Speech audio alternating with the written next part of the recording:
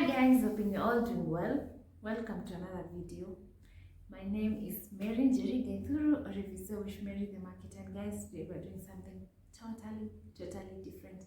With me here, you can see I have 3 threads, especially this particular chunky size, this one. And so when you see this plus this and this, you know we're going down for a DIY. So join me and hit the subscribe button, and if you're new to the family, like, share, comment, and watch my previous videos. Thank you. We have 2 types of crochets. There's this one that has the latch and hook, open, close. You can see how it looks like. Then there is also this one, the very old model, which is what I prefer and use most of the time actually.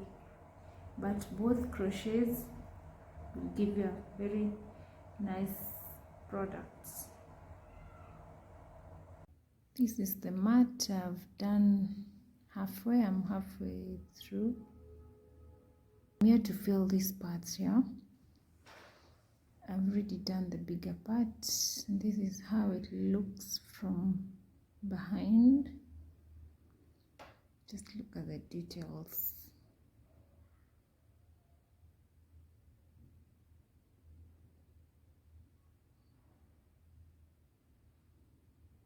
The details matter most, because if you happen to miss one of the, like the mat holes, then it will not be neat and the consistency would be very poor, and that some of the threads pop out and it will not give it the nice finishing.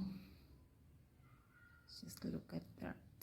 And it's very warm, especially stepping on it, it feels so nice. And once it's spread, you can tell how it's done. It's very fine.